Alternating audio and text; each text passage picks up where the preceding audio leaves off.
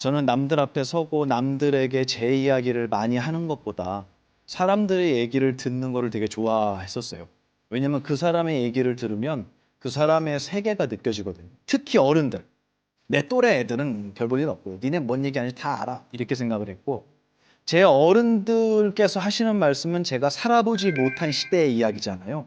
저는 그게 구닥다리고 재미없고 아유 노인네들 하는 얘기 이렇게 들린 게 아니라 너무너무 저한테는 그게 신비롭고 야 그런 것도 있었구나. 와 신기해요. 오늘 제가 여러분한테 드리고 싶은 얘기는 남의 말 듣는 딱 두 단어만 하시면 읽어보세요. 아? 여러분은 상대방이 여러분에게 무슨 이야기를 할 때는 아 그랬구나 라는 이 리액션 있죠. 이거 연습해 보세요. 의도적으로.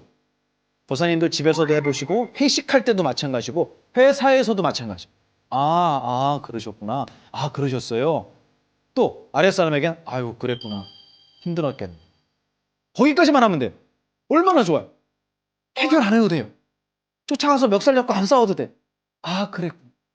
왜 이게 중요하냐? 상담에서 이 경청이라고 하는 것은요, 그 사람의 말을 이끌어내는 거예요. 그래서 물어볼 때, 질문할 때도, 아유, 그래서 힘드셨겠어요? 아, 그래서 즐거우셨겠어요? 이것도 좋지만, 더 좋은 거는, 그때 어떤 기분이 드셨어요?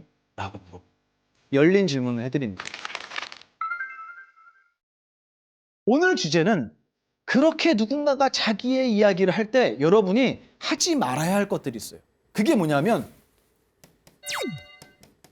이거예요. 남자들이 제일 무서워하는 거예요, 이거. 맞습니까? 정말 아주 지긋지긋해요, 이것만. 그래서 무슨 얘기를 하면 그 사람에게 평가받는 것에 대해서 그게 꼭 점수를 매기는 게 아니더라도 누군가가 나를 무시하지 않을까? 바로 이거예요. 저 사람이 나를 무시하지 않을까?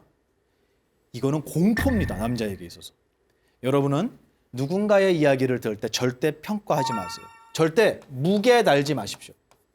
왜냐하면 다 안아줘야 돼요. 그 사람 얘기를 들어줘야 돼요. 특히 우리 여성분들, 아내분들, 어머니들, 집안에서 사내들이 자기에 대한 얘기를 할 때 평가하지 마셔야 된다는 거예요. 그랬구나. 똑같이 하셔야 돼요. 이 무게를 단다라는 거 있잖아요. 이거는 사실은 내 기준으로 그 사람의 무게를 다는 거예요. 이걸 자꾸 하시잖아요. 그러면 상대방은 어떻게 되냐면 입을 다물게 됩니다. 그래서 특히 이 청소년들, 이 친구들이 나이 열 몇 살이잖아요. 얘네들이 알면 뭘 알겠습니까? 십몇 년 살아서 뭘 그렇게 많이 알겠어요? 몰라요. 세상에 대한 경험이 없단 말이에요. 그런데도 이 친구들은 듣는 것보다 자기 목소리를 내는 것을 더 즐겨하는 나이가 되기 시작해요, 이제. 그래서 자기 얘기를 막 해요. 그러면 이게 부모님의 눈에는 어떻게 들리겠습니까? 이렇게 들리는 거예요. 가소롭다. 맞아요? 이렇게 어머님이 되게 크게 웃으셨어요, 지금. 부모 귀에는 가소롭게 들리는 거예요. 아이고, 지가 뭘 안다고, 자식이. 야, 네가 뭘 알아? 엄마 시키는 대로 해, 아버지 시키는 대로 해, 까불지 말고. 애들이 그러죠. 아니야, 내 친구들은 다 그런단 말이야. 그러면 걔네들이 비정상인 거야. 또 고마운 줄 알아. 밥 새끼 먹여주는 거 확 내다 버리기 전에. 나의 정확합니까? 나의 고민을 얘기했어요. 이 친구들이. 그랬더니 부모는 어떻게 했어요? 그 고민을 평가했어요. 뭐라고? 배부른 소리 하지 마 임마 라고. 그러면 이 친구는 자긴 배부른 소리라는 게 아니거든요. 그냥 마음에 있는 얘기를 꺼낸 거예요. 근데 이게 한 번, 두 번, 세 번 부모의 저울 위에 이 말이 올라가기 시작하면요. 이 친구들은 입을 닫습니다. 그래서 청소년기가 되면 많은 분들이 부모님한테 자기의 얘기를 안 해요. 친구들끼리만 해요. 근데 5급끼리 바둑 둬서 어떻게 실력이 좋아지겠습니까? 그러니까 맨날 그 모양이에요. 하지만 나의 얘기를 들어주는 사람이 필요한 거예요. 얘네들은. 그래서 저는 이 청소년들 같이 이제 상담하잖아요. 그럼 저는 일단 그 녀석들이 엄청 긴장해요. 제 앞에서.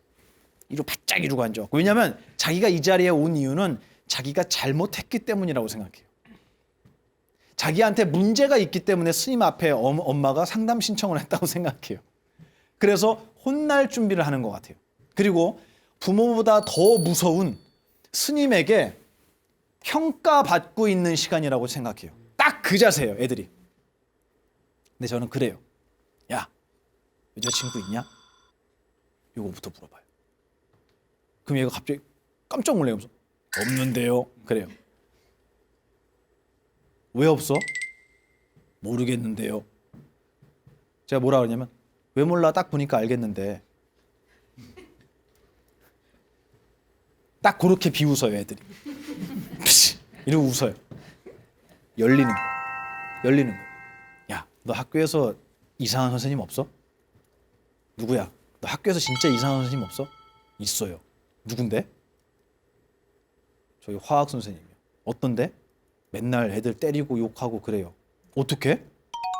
줄줄. 제가 뭐라 그랬죠? 없어? 누군데? 어떻게? 그 친구의 이야기를 할 수 있도록 저는 얘기를 할 뿐이에요.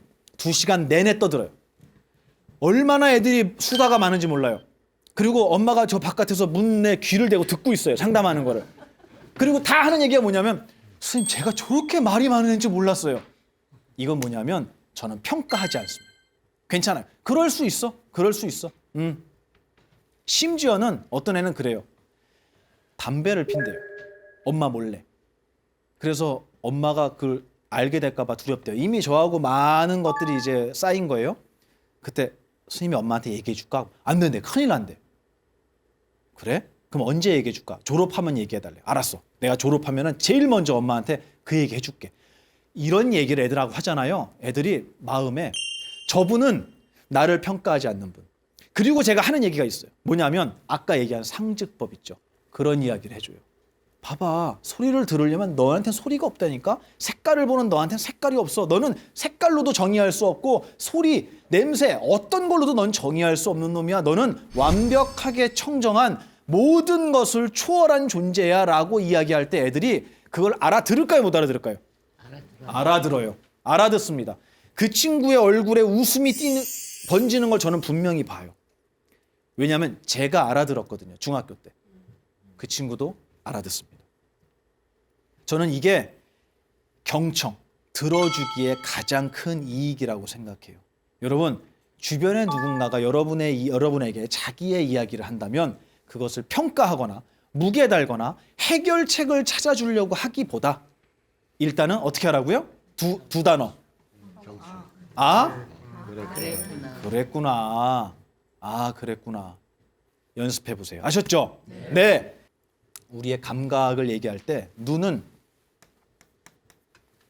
절반 동안에는 기능이 사라져요. 눈을 뜨고 있을 때는 보이죠? 근데 눈을 감으면 앞에 게 보일까요? 안 보여요. 또 냄새도 마찬가지예요.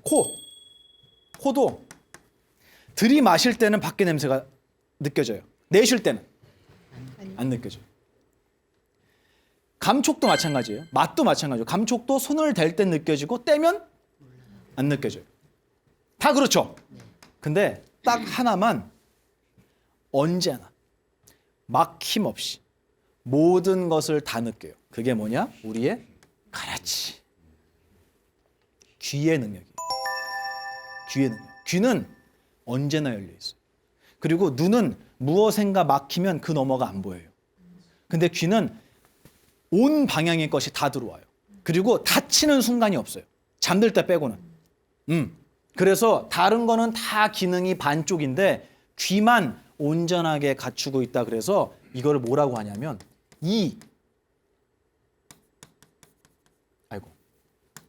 이근 원 통. 무슨 말이냐면 이근, 아까 근이 우리 감각이라 그랬잖아요. 그죠? 귀라고 하는 이 감각은 두루두루 원만하게 통에 있다. 이렇게 얘기해요. 이근원통이라고 얘기해요. 우리의 귀는.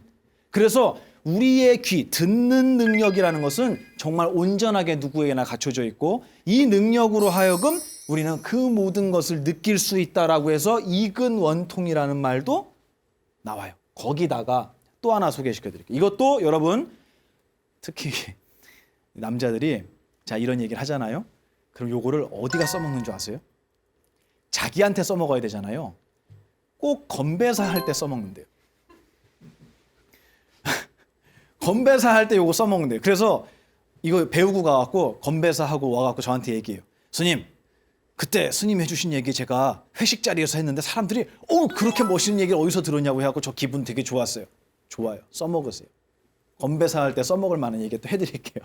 뭐냐면 불교에는 3가지의 지혜가 있어요. 그거를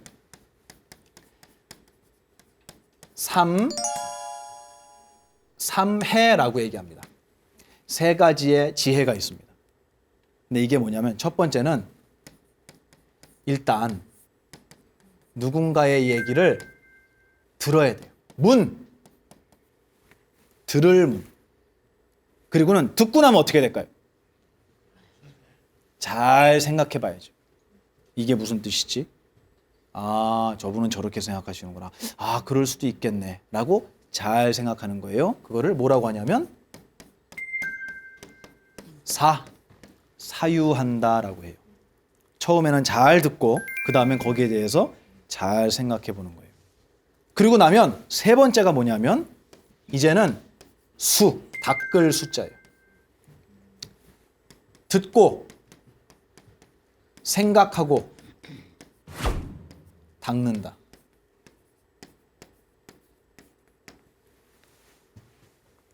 읽어볼까요? 문사수. 그렇죠. 이걸 뭐라고 한다고요? 삼해라고 합니다. 첫 번째 뭐였죠? 듣는.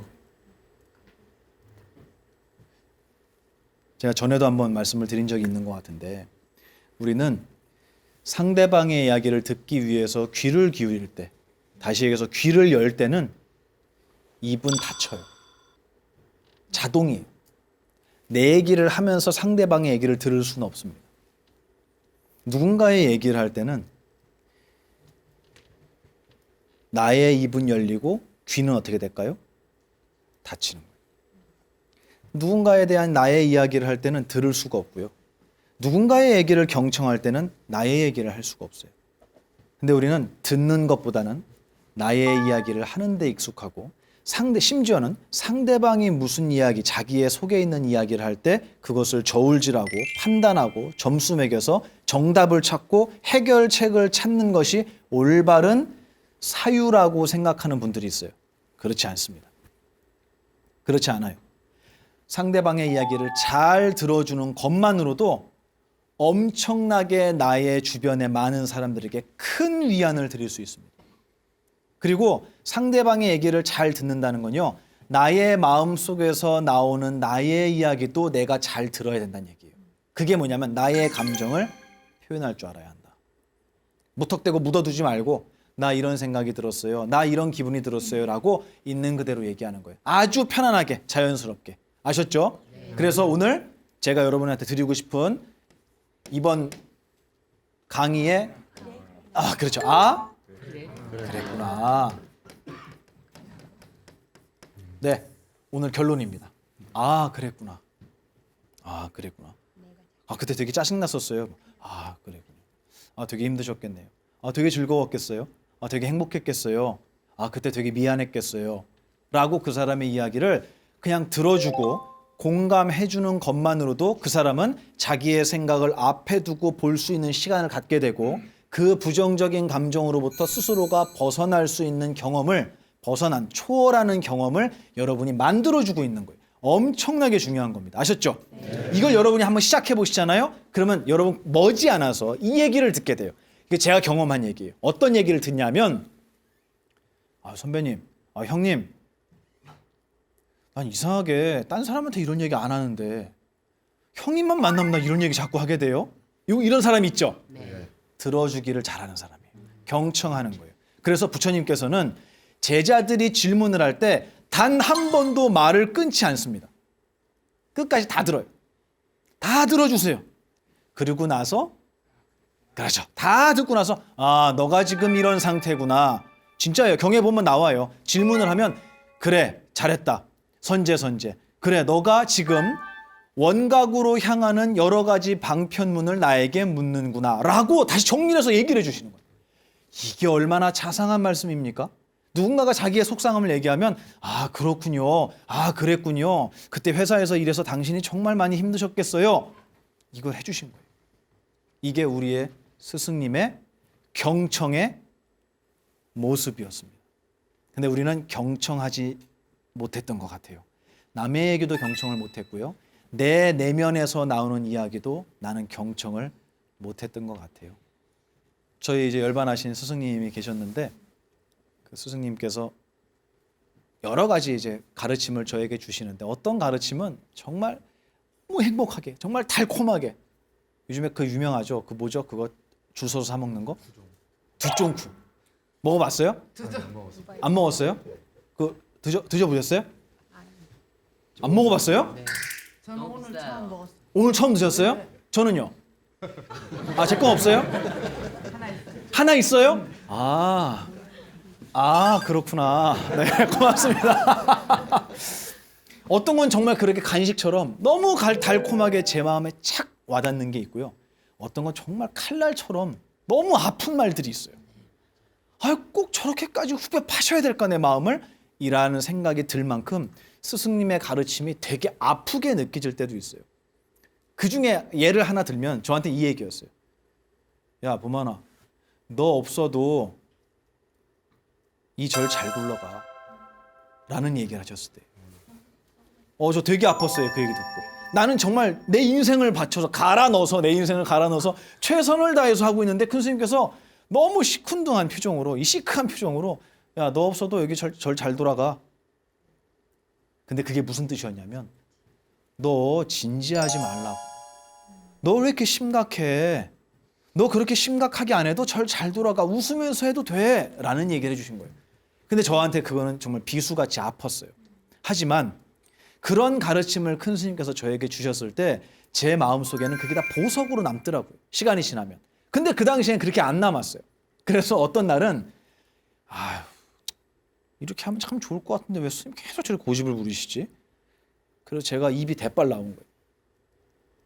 제 짜증나는 감정을 제가 바라보질 못했던 거예요.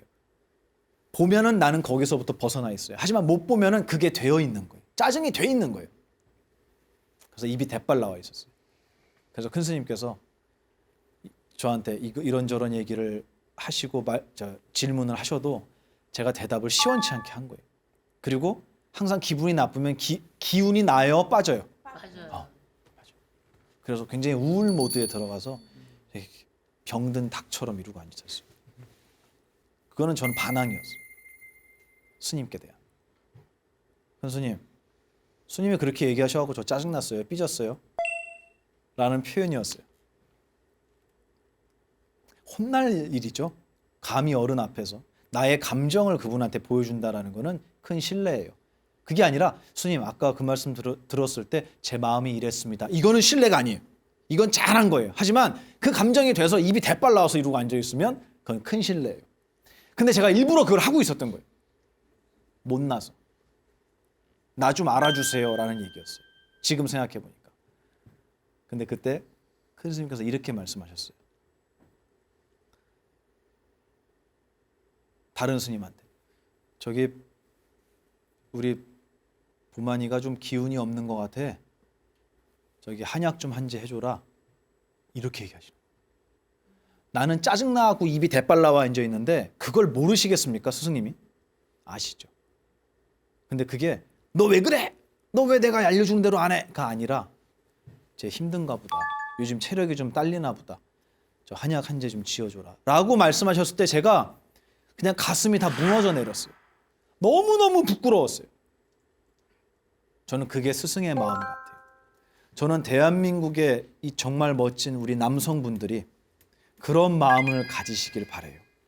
너 어떻게 나한테 그렇게 얘기할 수가 있어? 당신 어떻게 나한테 그런 말을 해? 이 집을 누가 벌어갖고 샀는데 명의가 당신 거라고 나보고 나가라. 아무리 농담이라도 그런 얘기하면 안 되지가 아니라 많이 힘들었겠구나. 많이 속상하겠구나. 많이 아팠겠구나, 많이 외로웠겠구나 라고 주변에 있는 분들의 이야기에 귀를 기울이고 그분들의 이야기를 저울질하지 말고 아 그랬구나 라고 들어주고 공감하고 경청해 주는 것은 그 사람의 마음을 열게 만드는 최고의 주문입니다. 꼭 한번 해보십시오. 아셨죠? 네. 한번 같이 크게 읽어볼게요. 시작. 아, 그랬구나. 집에서 꼭 연습해 보세요. 아마 여러분 주변에 있는 모든 분들이 여러분을 사랑하게 될 거예요. 예. 그리고 그렇게 들어주는 분들에게 있어서 상대방은 언제나 나도 모르게 닫혀있던 마음의 문을 열고 나의 속에 있는 이야기를 꺼내서 병들지 않는 분이 되실 거라고 저는 분명히 믿습니다. 제가 항상 마음에 있는 얘기를 감추는 것에 익숙했기 때문에 이 얘기를 꺼내는 것도 아까 제가 처음에 말씀드린 것처럼 굉장한 용기가 필요해요. 근데 그 용기를 내서 내가 얘기했을 때 상대방이 아 그랬구나라고 경청해 주는 것만으로도 이 사람은 세상에서 엄청나게 감사한 큰 도반을 만난 기분이 될 겁니다. 제가 계속 매 강의마다 여러분이 생활에서 써먹을 수 있는 말들을 제가 알려드리죠. 예, 미안합니다에 이어서 오늘은 아 그랬구나. 아 그랬구나. 나보고 어떻게 하라고 이게 아니고 아 그랬구나. 한번 여러분 가족부터 주변에 있는 분부터 먼저 한번 연습해 보시는 시간이 됐으면 좋겠습니다. 평일날 이렇게 먼 길 오셔서 방청 신청을 제가 알기로는 이 경쟁률이 엄청나다고 들었는데 그 경쟁을 뚫고 이 자리에 오셔서 이런 이야기를 듣고 공감하고 그리고 용기 내시고 하는 여러분의 모습을 볼 때 저는 대한민국에 희망이 있다고 생각합니다. 그리고 여러분이 누군가의 얘기를 듣고 그분의 얘기에 공감해주는 어른의 모습, 진짜 멋진 이 사내들의 모습을 여러분이 갖추었을 때 여러분을 바라보는 여러분의 자제분들, 여러분의 뒤를 따르는 후배들도 역시 그 문화가 저는 물들 거라는 기대, 희망을 갖습니다. 제가 제일 못했던 게 오늘 주제였어요.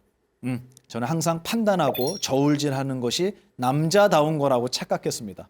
근데 그게 아니고 모두를 품을 수 있는, 모두를 끌어안고 위로해 줄 수 있는 정말 가슴이 큰, 마음이 넓은 그런 대한민국의 사내들이 되시기를 진심으로 기도합니다. 2600년 전에 우리의 스승께서 우리에게 어떤 말씀을 남겨주셨는지 우리의 듣는 능력이라는 것이 얼마나 크고 위대한지를 제가 오늘 여러분께 설명드리고 싶었습니다. 네, 여러분 이 긴 시간 동안 지칠 수도 있는데 이렇게 함께 행복한 얼굴 저한테 보시해 주셔서 진심으로 감사합니다. 여러분이 웃으시면 제 세상이 웃는 거예요. 맞죠? 네. 여러분이 인상 쓰면 내 세상이 울고 있는 겁니다. 저의 세상을 아름답게 만들어 주셔서 진심으로 감사드립니다. 다음 시간까지 아 그랬구나 하는 공감, 경청의 연습 많이 하시고 또 행복한 모습으로 이 시간에 다시 뵙겠습니다. 고맙습니다.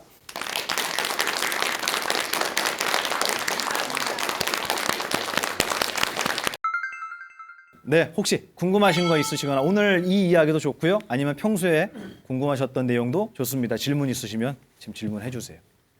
아침에 일어나면 눈 떴을 때 부처님 오늘 하루도 저에게 시간을 주셔서 감사합니다라는 기도를 먼저 드리고요.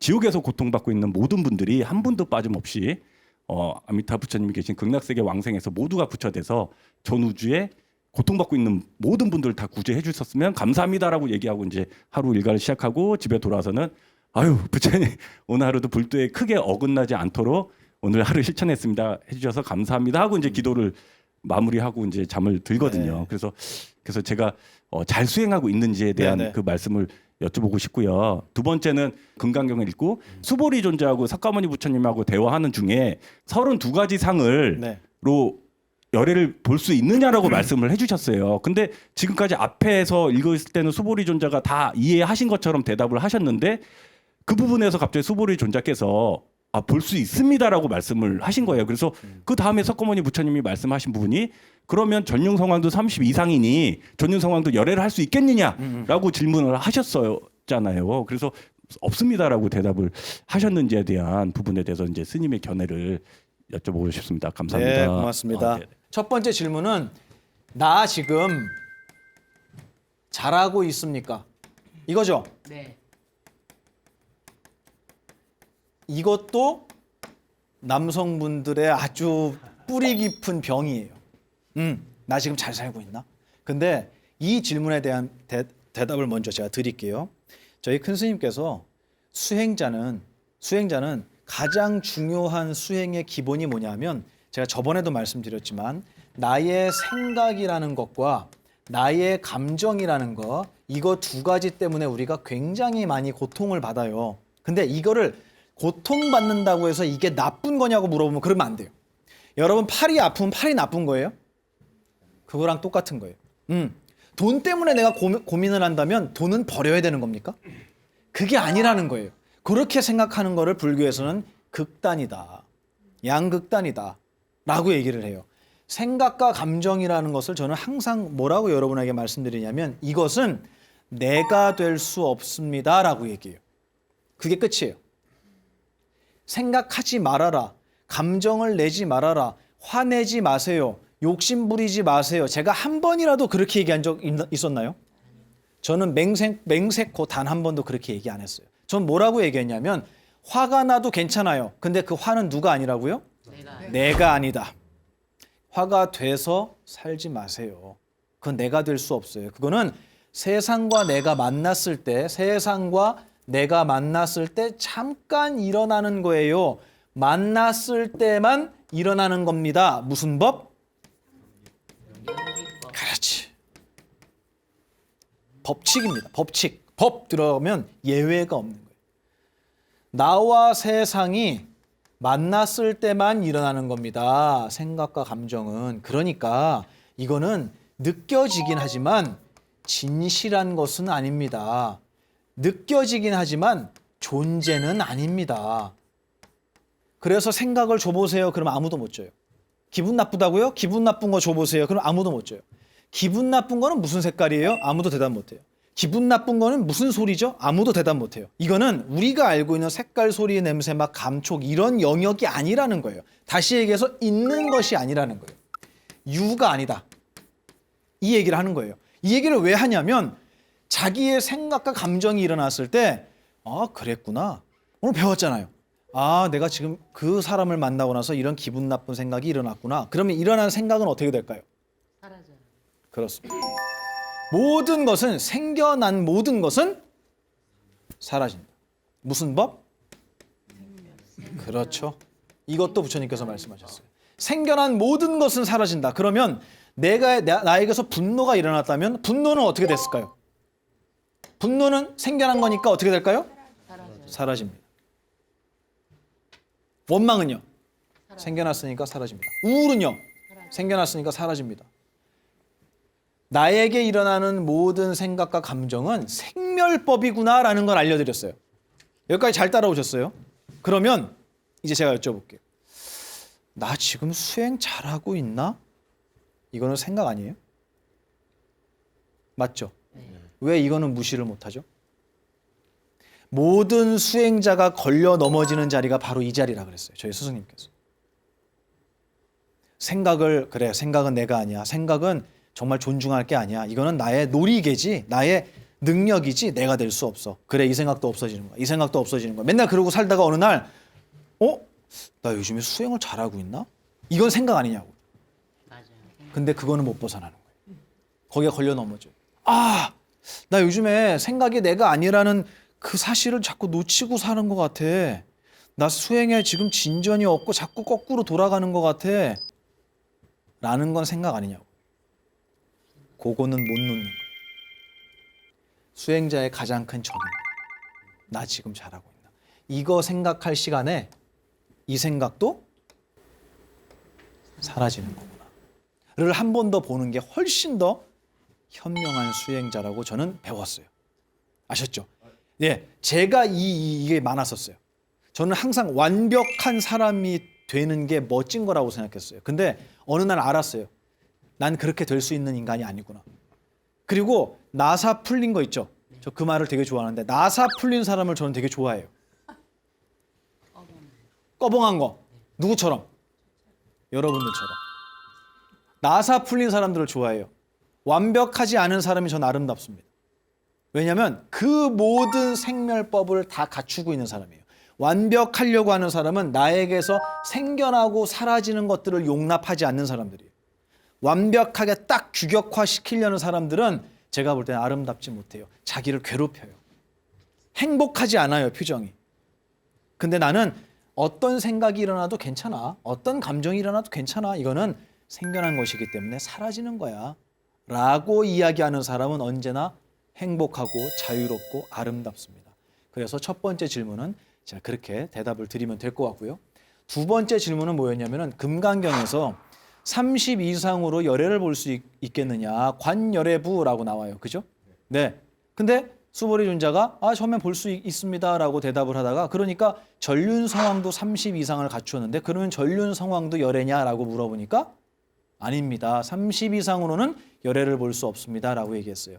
근데 그게 무슨 말이냐면 금강경을 모르는 분들한테 말씀을 드리면 눈에 보이는 것으로 보이지 않는 본래의 자리를 볼 수 있겠느냐라는 질문이에요. 이렇게 나옵니다. 야기 색견화. 만약에 색으로서 보이는 색깔로서 나를 보려고 하거나 무슨 말이냐면 나는 이런 사람이야 하고 우리 멋진 명품 옷을 걸치잖아요. 그리고 그거를 누구로 삼아요? 그런 사람들 얘기하는 거예요. 만약에 색깔로 나를 보려고 하거나 야기색견화 또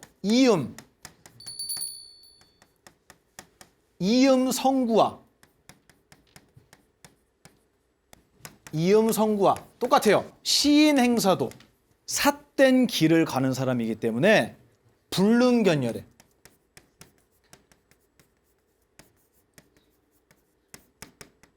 이렇게 나와요.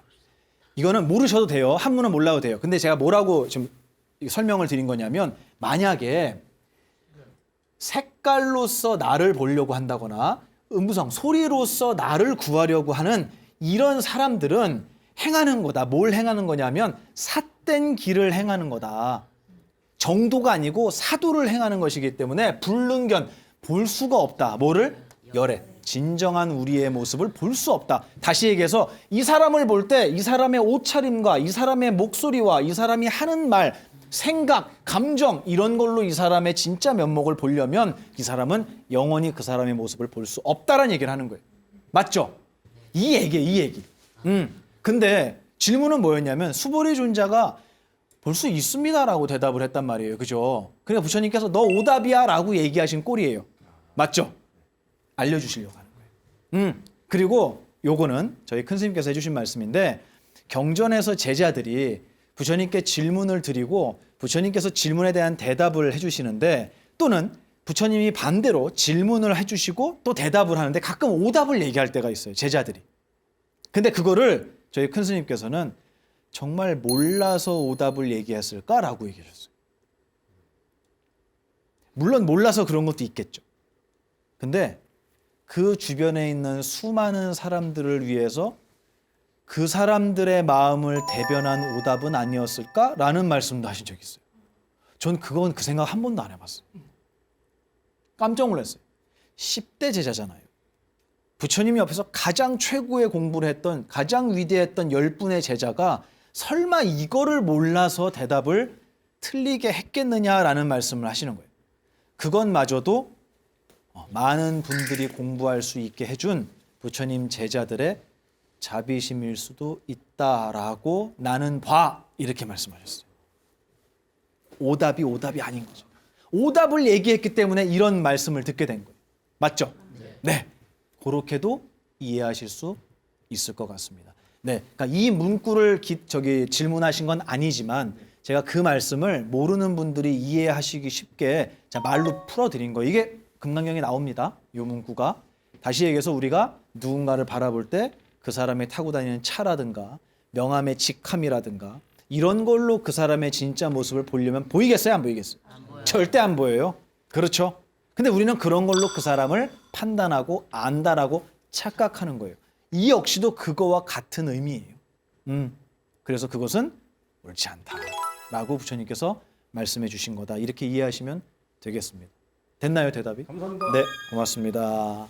네, 여러분 박수 부탁드릴게요. 질문 한 분만 더 받겠습니다. 오늘 참나에 대해서 스님께서 강의해 주셨는데요. 제가 참나에 대해서 잘 이해하고 있는지 한번 질문 드리고 싶어서 이렇게 마이크를 잡게 됐습니다. 네, 제가 사실 어렸을 때부터 유년기 때, 청소년기 때 가족들 그리고 학교에서 상처를 많이 받았어요, 사람들한테. 그래서 그 상처받은 그 시선으로 이렇게 사람들을 항상 이렇게 오랫동안 보면서 살았거든요. 그랬더니 되게 이렇게 사람들이 두렵고 힘들고 긴장되고 불편하고 그런 상태로 살았어요. 근데 어느 날 스님 유튜브를 보는데 스님께서 출가를 하시고도 이 스님은 이래서 싫고 저 스님은 저래서 싫고 그런 얘기를 큰 스님께 하셨더니 큰 스님께서 왜 너가 출가를 하고 변한 것들을 왜 보지 못하느냐 그 얘기 하시는데 네, 그게 저한테 하는 얘기처럼 들리는 거예요. 그러니까 제가 그동안에 그 사람 몇몇 사람들한테 받은 상처로만 세상을 바라봤거든요. 근데 그게 전 전부인 줄 알았어요. 근데 그 얘기를 듣고 다시 제 자신을 바라보니까 제가 너무 감사하고 너무나 많은 사람한테 응원하고 지지를 너무 받았던 거예요. 근데 그거를 한 번도 생각을 못 해봤거든요. 네.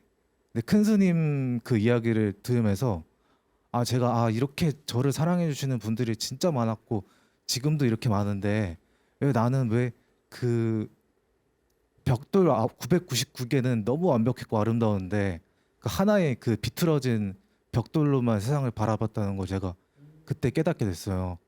그래서 스님께 너무 감사하다는 얘기를 드리고 싶어서 이렇게 마이크를 잡게 됐고 불성이란 게 언제나 내 안에 있었구나.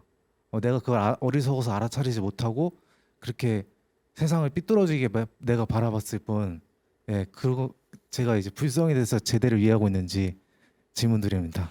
저는 제 개인적인 얘기예요. 요거는 저는 이 말을 별로 안 좋아해요.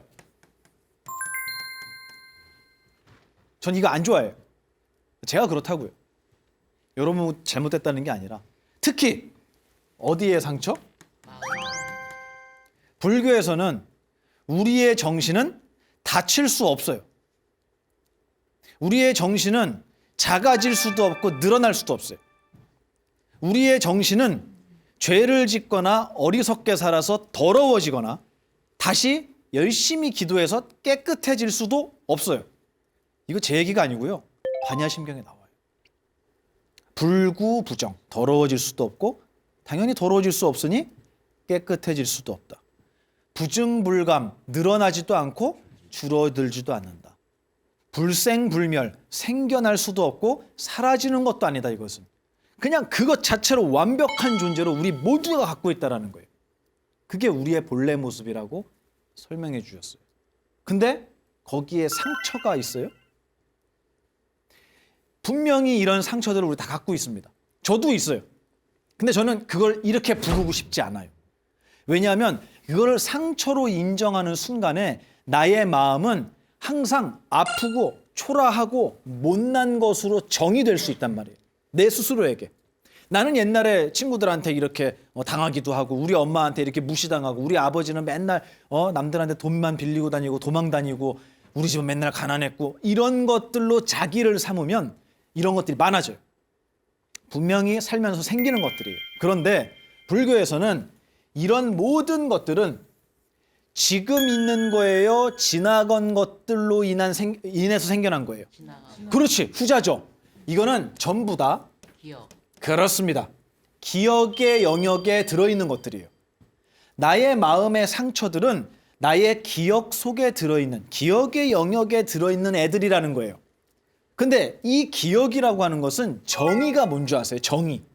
이 기억이라는 영역으로 들어가려면 하나의 관문을 통과해야 돼요. 하나의 문을 통과해야지 우리의 기억 속으로 들어가요. 두 점프 얼마예요 요즘에? 6,500원이요. 7,500원. 7,500원이요? 아셨어요? 예. 나만 몰랐나? 되게 비싸네요. 그래서 안 사오신 거예요? 네. 샀어요? 야, 무슨 디저트 하나가 7,500원씩 해. 엄청 비싸네. 요만해요? 그 조그만 게 엄청 비싸네 라고 제가 방금 두쫑쿠의 가격을 들었습니다. 아, 7,500원입니다. 하나에. 오, 비싸네. 7,500원입니다라는 말을 듣고 이것이 지금 어디로 갔죠? 저의 기억으로 들어갔어요. 맞죠? 네. 그럼 누군가가 저한테 두쫑쿠 얼마인 줄 알아요? 그럼 제가 바로 이렇게 대답할 거예요. 마치 먹어본 것처럼. 마치 사본 것처럼. 내가 기억하기 위해서는 세상에 있는 것들을 내가 인식해야 되는데 그 인식된 것이 기억의 세계로 들어가려면 하나의 문을 통과해야 되는데 이 문이 뭔지 아세요, 여러분? 마음이. 여기서부터가 마음이에요. 일로 들어가려면 문을 통과해야 되는데 이 문이 무슨 문이냐면 생각. 사라짐의 문이에요. 무슨 말이냐? 보만스님 사랑합니다. 여러분이 그렇게 얘기하시잖아요. 그럼 아유 고마워요 하고 어떤 분이 나한테 아 저렇게 고백을 하셨구나. 오늘 질문하신 분이 정말 감사합니다. 아 저분이 정말 감사한 마음을 내시는구나 라고 제가 들었죠. 그 감사합니다라는 말은 하자마자 어디로 갔어요? 사라졌습니다. 사라졌기 때문에 어디로 가서 저장이 되는 거예요? 그 얘기를 하는 거예요. 그 얘기를 하는 거예요. 기억으로 들어가려면 사라져야 돼요. 안 사라지면 아직 기억으로 안 들어간 거예요. 여기 있는 거예요. 사라져야지. 소리를 기억하려면 그 소리가 사라져야 돼요. 그래야 기억 속으로 들어가요. 색깔을 기억하려면 그 색깔은 사라져야 돼요. 그래야 내 기억으로 들어가요. 모든 것은 사라짐의 문을 지나야만 나의 기억으로 입장할 수가 있어요. 맞습니까? 틀립니까? 맞아요. 맞죠?